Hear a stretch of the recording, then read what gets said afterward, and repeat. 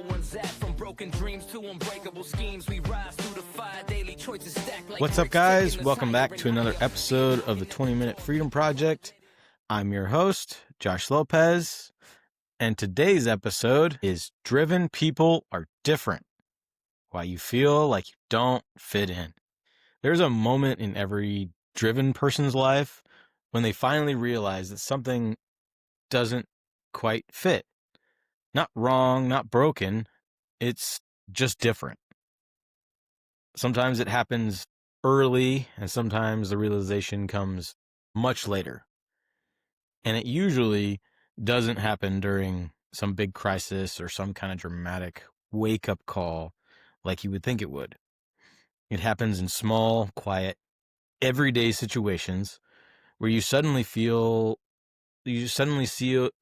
how unbelievable and different your wiring is from everybody that is around you. For me, it hit at dinner. Not a special one, not a celebration, nothing like that.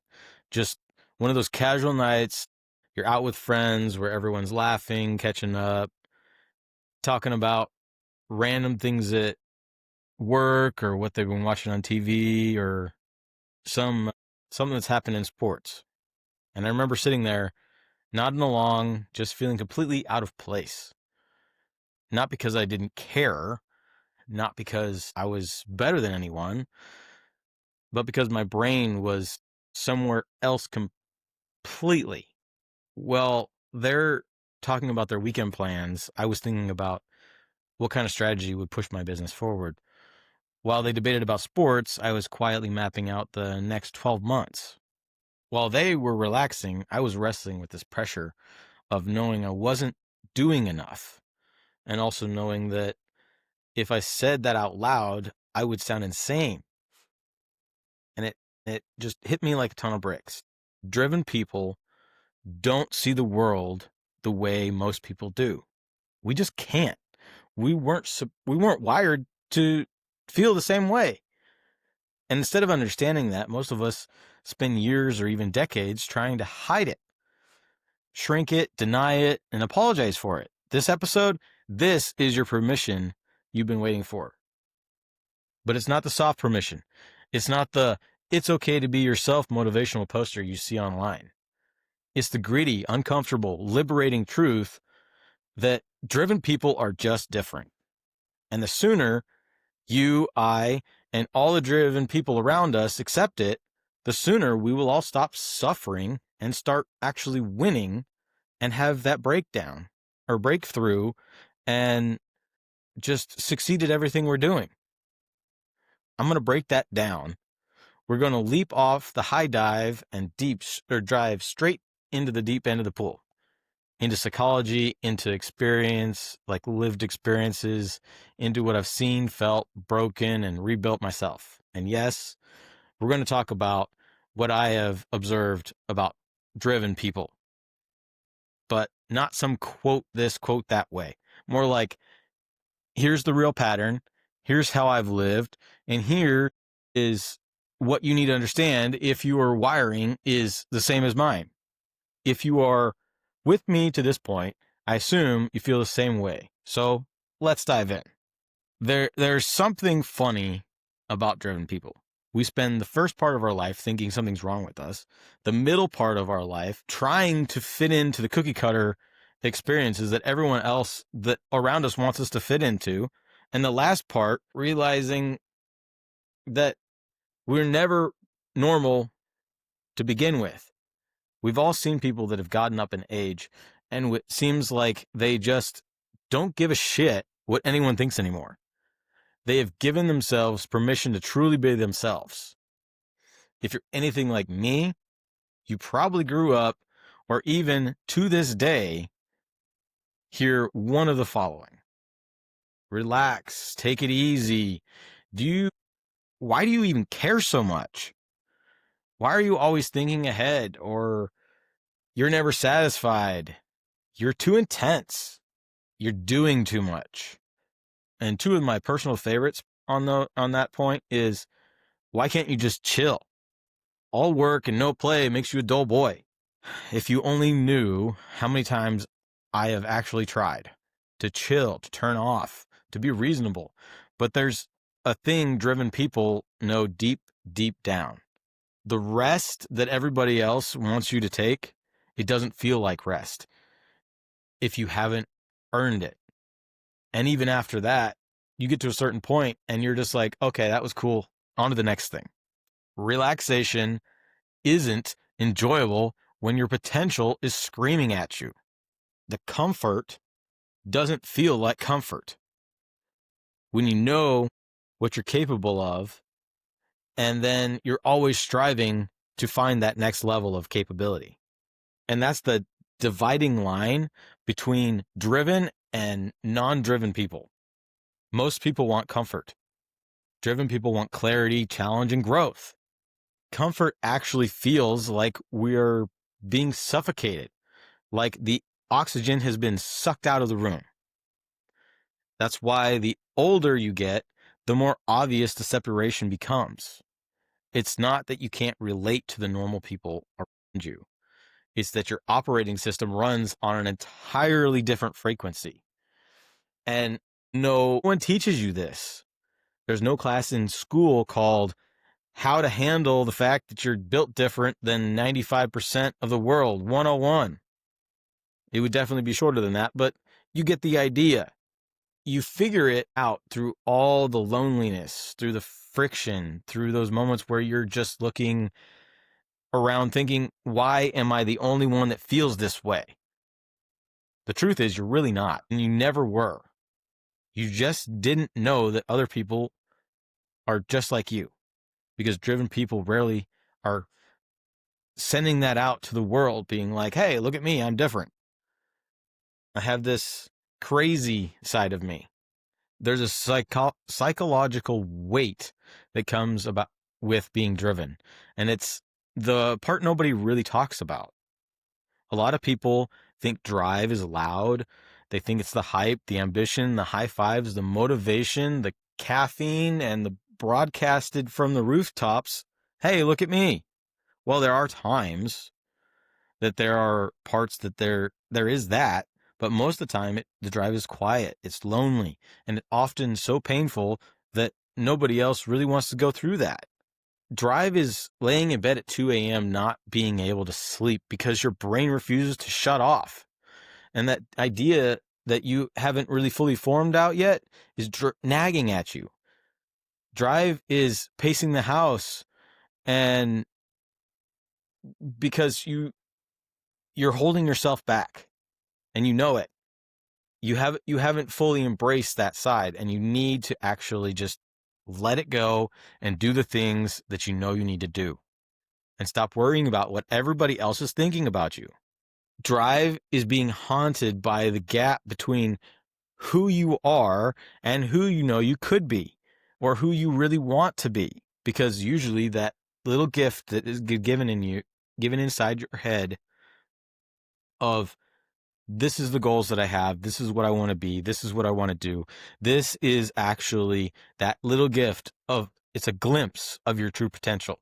Your true potential is always evolving, and it's going to be 10 times farther down that road than that little bit of dream that you have. You just have to be willing to put forth the work and dive into that. Your drive is also working on something that has not launched like you hoped, and you spend hours trying to figure out why. People think driven people are confident. Most of the time, yeah, we try to be. But if you're truly driven, you know the truth, that the confidence is temporary. But the pressure that you feel is consistent, because deep down you know that you're capable of more. And that knowledge whispers to you, day in, sometimes kindly, sometimes aggressively. Because driven people don't struggle with laziness in the same aspect that everybody else looks at laziness. We struggle with the inner conflict, the desire to slow down versus the inability to tolerate stagnation, the desire to feel normal versus the instinct to push past every known limit. the desire for peace versus the magnetic pull towards purpose. You can't turn it off. You can only learn how to use it. So let's get honest. Being driven comes with a cost. And if you lived long enough, you've paid some of those dues already in your relationships. Not because you don't love people, but because your pace doesn't match theirs. You move at such velocity most people find uncomfortable or intimidating or unnecessary. Driven people aren't better, but we're different. And difference creates distance, maybe an understanding. One of the hardest parts about being driven is consistently feeling misunderstood. People interpret your ambition as obsession, your focus as coldness, your vision as delusion, and your hunger as ego. Your constant need to push as some kind of weakness. But you and I know, if we stop, we suffocate. If we settle, we die inside. If we shrink, we rot. Maybe in your loneliness. There's a specific loneliness for driven people. Not because you're alone, not because you think you're alone. Driven people hold thoughts most people never reach. What am I truly capable of? How much impact can I create? What will I regret if I don't execute? How far can I push potential before I die? The last one, it is always in the background of my mind. Always. Maybe in your responsibility. Here's the funny thing. Driven people don't want power. They want responsibility. They want the weight on their backs. They want the pressure. They want the challenge. Because that's where that's where we feel the most alive. Not because it's trendy, but because driven people operate on an ownership by default. And other people want to find a way to get out of that, to put it onto somebody else. Let's break down the fundamental differences, the stuff I've lived, the patterns I've seen in myself and others like me. Driven people think long term.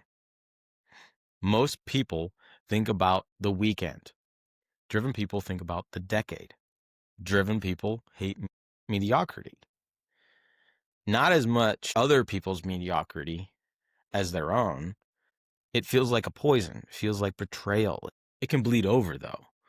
When you see someone with potential and they choose mediocrity, personally, it hurts my soul. Everything, especially when they're close to me.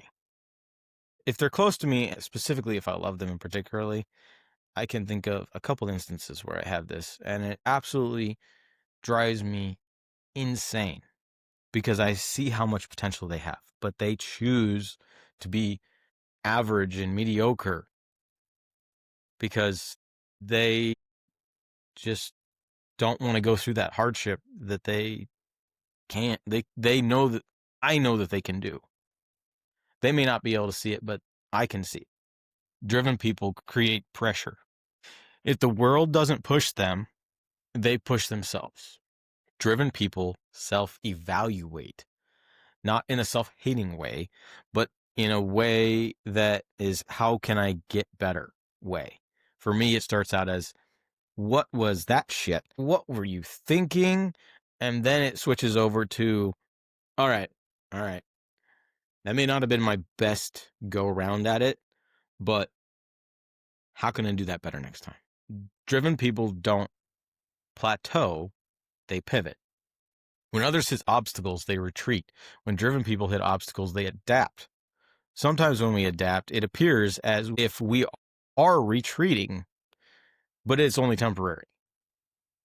For us, it is to gain the perspective to launch again. Driven people need mission. Without purpose, we break.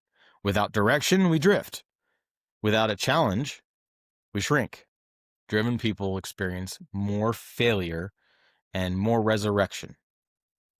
If you're driven, you've probably failed more than most people have even tried. and yet you always rebuild. Even when it hurts, even when you're exhausted, and even if no one is completely understanding what you're actually doing, they're like, how can you keep doing that? Because that's the nature of a driven soul. You rise because it's your default setting. This is your blueprint, not hype, not theory, actually lived practice. Pillar 1, intensity. Driven people are intense by nature. Energy, focus, commitment, determination, perseverance. Instead of denying that intensity, you channel it. Intensity becomes your precision. Intensity becomes your execution. Intensity becomes your standard. Pillar 2, obsession, the healthy kind. You need something to point your life towards. A mission, a purpose, a problem worth solving, a future grounded in meaning. You don't need 10 or more goals. You need one that matters, that is all-encompassing.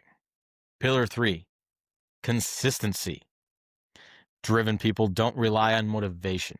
They rely on the rhythm that creates the stability that creates momentum. The momentum creates the identity, and the identity creates freedom. Consistency is the engine, not intensity, not excitement, not the hype. Consistency is the part normal people never understand because they don't feel that intense fire pushing them forward. But we do. We always have. And that is what is our driving force behind everything that we do. If you feel like the world's been telling you you're too much, too focused, too driven, too intense, too obsessed, maybe too ambitious, listen to me. You're not too much. You're just surrounded by people who don't have enough. There's nothing wrong with you, and there never was. You don't need any doctor or psychologist or anything to say that you have some kind of issue. You are a driven individual. You are always going to shoot for more. You were not designed for average. You were not built to be in the middle. You were not meant to be understood by people who fear their own potential. You're different. And that difference is the key to your freedom, not the obstacle to it. So stop apologizing for your standards. Stop shrinking to fit in the spaces you've outgrown. And stop explaining your fire to people who are allergic to the freaking heat you put off. Driven people aren't meant to blend in. We're meant to lead. We're meant to build. We're meant to create, to expand, to push humanity forward, even if only in our small corner of the world. Okay, this week's Freedom Challenge is simple, but as always, it's not easy. Excuse me.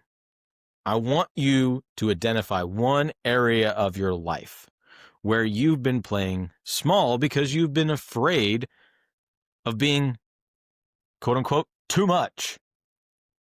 Maybe you've been dimming your ambition. Maybe you've been hiding your goals. Maybe you've been pretending that you're okay with average, which we all know you're not. Maybe you've been surrounding yourself with people who don't challenge you. Pick one area, then do this. Admit the truth. Say, I've been holding back because I don't want to stand out, or whatever it is for you. Define the real standard you've been hiding, not the version you share with others, the actual one. Take one action this week that aligns with the real you, not the watered down version, the driven version.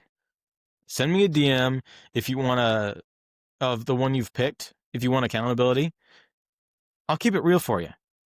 My Instagram is jlopezelite. Send me the DM over there. Driven people are different.